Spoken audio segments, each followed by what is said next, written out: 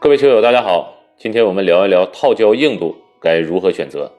所谓的套胶是由两部分组成的，外边那层呢叫做胶皮，里边那层挨着底板的叫做海绵。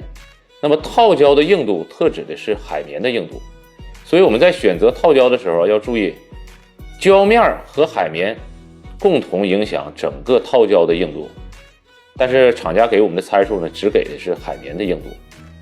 那么套胶的软硬它是用度数来表示的，不同的厂家有不同的硬度计量单位。我们在选择套胶的时候，同一款套胶如果海绵硬度高，一般代表着它支撑好，力量大，但是呢发力门槛也会更高。如果你的力量不够大，打到套胶上呢，因为它形变不好，你吃不住球，所以会造成这个击球不稳定，也没有手感。如果你的发力很好，而选择一款比较软的套胶，或者叫低度数的套胶，那你打起来会感觉软弱无力啊！你有很大的劲儿打上，但是一打或者说没怎么使劲儿，我就打到底板上了。这个选择呢，显然也是不合适的。那么不同厂家的这个硬度有没有一种换算呢？其实有换算呢，也是属于比较模糊的。那么单纯的换算成海绵的硬度，其实我觉得意义不是特别大。我举个例子来说啊，咱们常见的正手套胶，比如说匡标啊，你说39度。相当于德套多少度呢？我觉得应该相当于50到52度。但你说50到52度的德套，你打起来，你会明显感觉出比匡标更容易打透，速度更快。这里边主要原因就是说，匡标它的胶面密度大，而且胶面比较黏，造成了你击球的时候，因为你先接触到的是胶皮，这就会带来胶面越韧啊，密度越大越黏，它越不容易打到海绵里边。虽然海绵你捏起来的硬度，匡标39大概相当于德套50到52，其实这个手感上来看，明显就是不一样的，德套更通透一点。蝴蝶的硬度呢和德套、匡标又不太一样，就说匡标的39，那相当于蝴蝶的多少度呢？我觉得可能跟 D05 这种40度差不太多，应该是这样。那其实手感上呢，蝴蝶的 D05 如果你打正手，也比匡标即使是灌完油的39度也要更通透一点。那么这里边还要说一下，就是海绵和胶皮即使同样是德套啊，举个例来说，我常打的比如说 DNA 啊，斯里卡的是不是它也属于德套。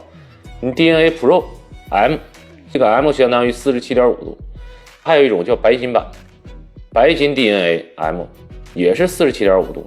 那么白金版的这个明显要比普通的 Pro 版本软，也轻。轻在哪儿，软在哪儿呢？这个胶面越薄，它肯定是越容易打透。另外呢，还涉及到颗粒的问题。这个颗粒越粗，相对来说持球越好；颗粒越细，它越通透。所以说，这个白金版 DNA 和普通的这个 Pro 版本，它俩最主要的区别，你就能感觉出白金版这个胶面薄，所以它轻。然后这个颗粒是不是也细啊，排布的比较稀，这都会影响整个胶面的硬度或者是通透度。